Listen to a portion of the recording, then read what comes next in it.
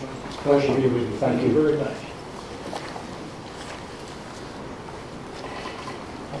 Great. Thank you, Mr. Mayor. At your last council meeting, council asked staff to address the inaccurate information that was on the council agenda cover sheet that sits out here outside of council chambers and is available to the public, and specifically to address the issue of consent agenda items and the policy, city council policy for how to handle those.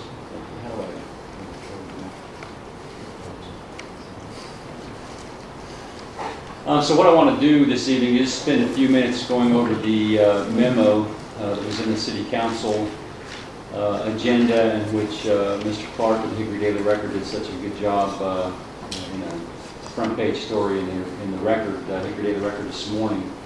But just to kind of go through that with City Council, and just to clarify, what I am doing is simply going through your city code and through the adopted policies of City Council. So this is not a recommendation for any changes or anything new. This is simply reviewing what the rules are, because the information that we had available to the public was not accurate. So just first, City Code Section 255 stipulates that the city manager is responsible for preparing the meeting agenda. There's some additional language in there about how to put items on the agenda that I'm going to come back to here in a minute. And then the code actually stipulates that the consent agenda item is part of the agenda. So your agenda the outline of your agenda each meeting is actually stipulated in your city code. So I don't just make that up every 2 weeks, actually follow that format. Secondly, the city charter, section 321, explicitly gives the council the authority to adopt rules not inconsistent with law concerning the conduct of meetings. And that was done by City Council most recently, August 4th, 1998. So those are the rules of procedure related to your meetings that you're currently operating under. And specifically as it relates to the consent agenda, it states that, and I can't read that, apologize. It states that there will be no separate discussion of those items unless a council member so requests. And that's where the discrepancy comes in that the information we had available for the public said a citizen could simply ask to have an item removed, and it would be, in fact, your rules state that a council member has to ask to have an item removed. Let me talk a little bit then in a little bit broader context about citizens' opportunities to engage in council through this agenda process. Many items that come on the agenda actually do originate with citizens, and that's kind of the first opportunity there, is that any citizen or community group can ask to have an item put on the city council agenda. There is a requirement that that be presented to the city clerk or the city manager at 5 p.m., by 5 p.m. on the Wednesday prior to a city council meeting. And this does happen regularly. As a matter of fact, tonight, the National Tourism Proclamation came through that process. You have a couple of items on the consent agenda from Jimmy and Joyce Scott and Joseph and Grace Bott, who are requesting an annexation agreement. That was originated by them. So these items, it's not uncommon at all to have citizens or community organizations go through that process and request to be put on the city council agenda.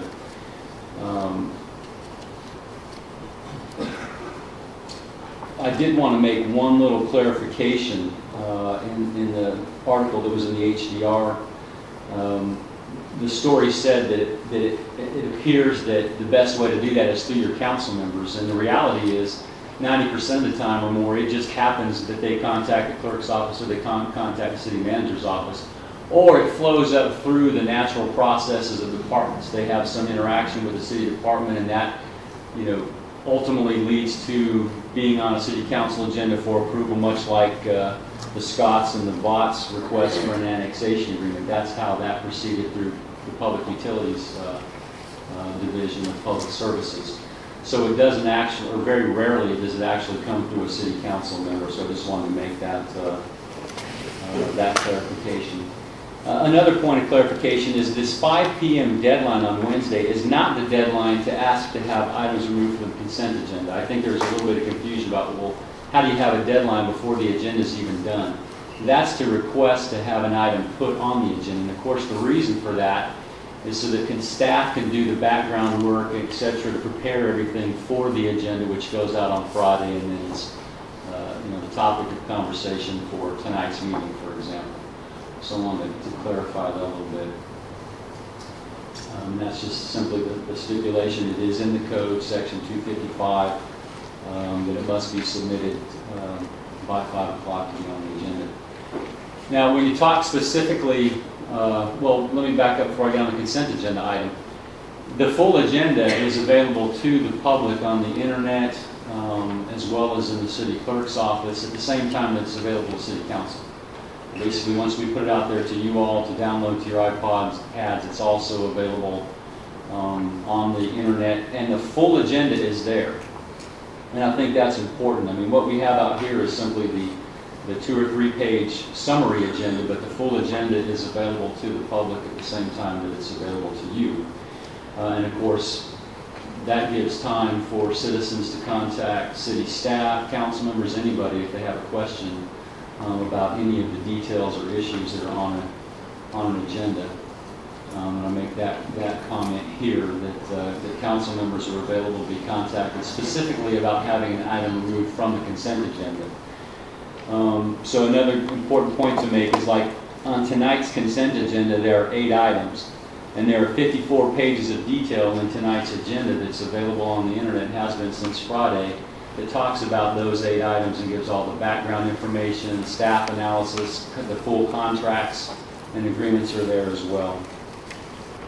So really the deadline for a citizen to ask it to have an item removed from the consent agenda is tonight. I mean, literally up until 7 o'clock when this meeting begins, a citizen can contact a council member via email, phone call, or in person and ask questions and ask the council member to remove an item from the consent agenda.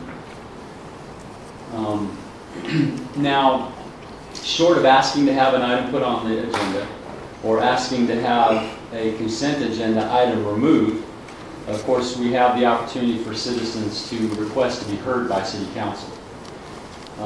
The first step in that process, if a person so chooses, and again, this is out of the City Council policy of address called Citizens Request to be Heard, which was adopted in 2005,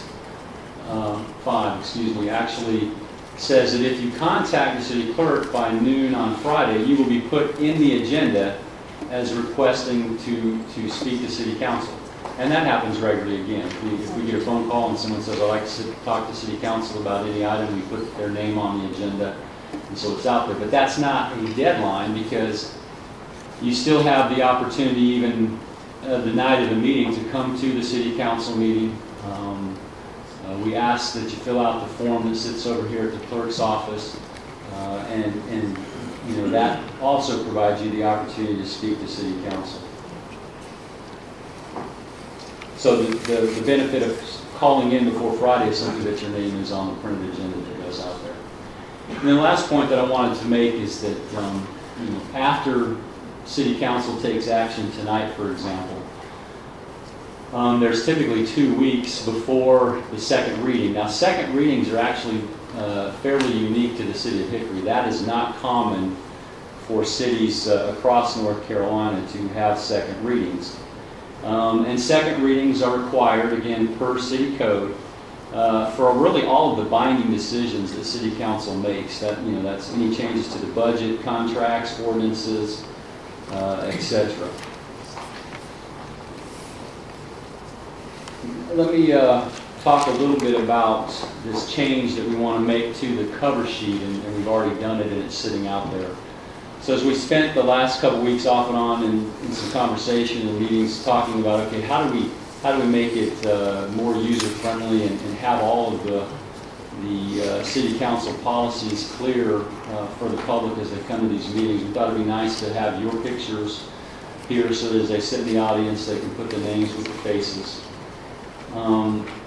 What we have done on this sheet, and I'm not going to go through it in detail, is we have simply taken the rules, some of which I have already gone over, and so these are both in the city code and in the policy of 2005 dealing with communication with city council during meetings. And we have just put them verbatim on there. If I can figure out how to point. There we go. So right there you've got, what I just covered on the meeting agenda. And this is the handout that's out there. Communication with city council. Public hearings. And I think sometimes there's a little bit of confusion because public hearings are kind of a separate aspect of how citizens communicate during the meeting. And they have their own set of rules, and I think sometimes citizens get a little confused between the public hearing versus just speaking to city council on any item that they wish to. We've just simply highlighted some things in blue because as we ran this by Sarah and Debbie in our office and said, y'all aren't looking at this every day, what can we do to make it simple and easy to figure out, all right, what is all this stuff about? And we just highlighted some of the main issues there. So again, on the public hearings, they have their own set of rules. I'm not going to go over those specifically tonight, but those rules are always on the last page of the City Council agenda. And for example, in a few minutes, you're going to call to have a public hearing on your June 5th meeting to consider the budget. And at that time, you'll open that public hearing and take comments from the citizens, from the public on the proposed 2012-13 budget. Also, what we have added to the sheet is we've just kind of cleaned up and made a little more brand-centric contact information for all of you all. And then also added a suggestion sheet. That's been out there for a while, but we've simplified it and streamlined it a little bit. And Yade had a great idea to make it so it's perforated, so they can they're smaller and they can keep the citizens can keep the contact card and then make any comments they'd like to on this. And we've actually got a suggestion box that they can drop it in. It can be intimidating for people to come to a formal meeting like this and address city council, and so we want to have as many opportunities as possible for folks to make their comments, and some people may be more comfortable simply writing them down and dropping them in a box and giving us their feedback that way. So those are the rules of city council as they relate to the consent agenda item and to addressing city council. I do want to touch on one other quick item, and that is that under the address to City Council, one of the rules is the fact that during that 3-minute period of time, the citizens have to address City Council, that it's not a dialogue, it's not a debate. It's an opportunity for the citizen to talk about whatever issues that they have. I didn't create these rules, so I don't know all of the issues behind it, but from a staff standpoint, one of the logical reasons for that is because a lot of times if you have a citizen come up and start asking specific questions, it's really, we don't know what those questions are ahead of time. It would be very difficult for me or other staff just to extemporaneously begin answering a citizen's question, and the last thing that I want to do is to give them misinformation or tell them the wrong thing. And so it's really just an opportunity for them to voice their concerns. And most of the time when they have questions or concerns, we get back with them. A lot of times you all will direct us to get back with them. We get back with them either right after the meeting or set up a time that we can talk. And if it's a public records request, we get them the information they're looking for or talk with them about whatever the issue is. But did want to clarify for the citizens that the city council rules are not for it to be a exchange back and forth. And I think that's also for the benefit of the rest of the citizens in the audience, so that everybody has their opportunity every 3 minutes if they so choose to come forward and speak on that. So again, these are not new. These are the rules that have been on the books.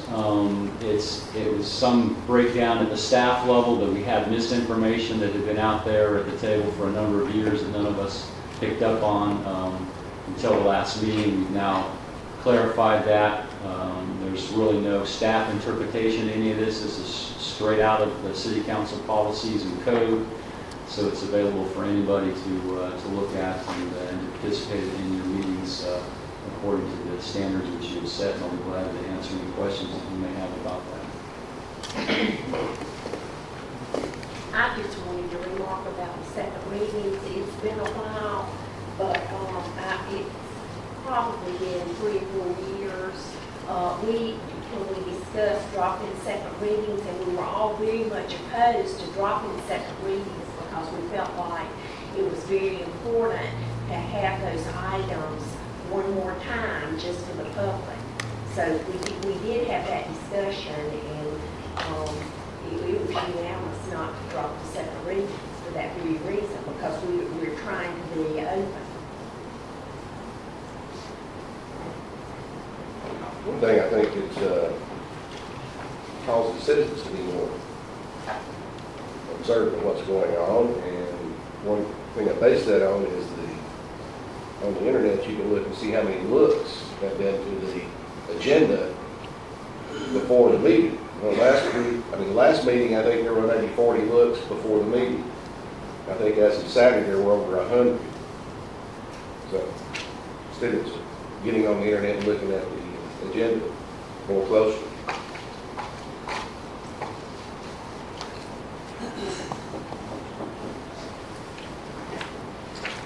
Well, I think the spirit of this council has always been, and continues to be, we don't like having secrets. We want to be open.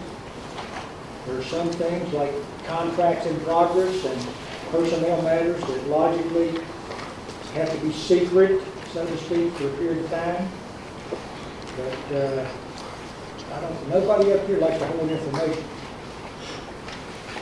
And I would tell you that I don't believe any, well, I'm not going to get into rating on ourselves anymore than that. Just say that we want to be open. We are very open, and we're proud of it.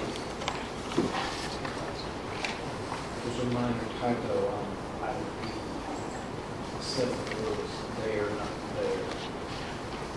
THE, I don't know. And there's an S, plural, that needs to be seen. Thank you. Look, we all need to tweak it one more time, okay? Before it's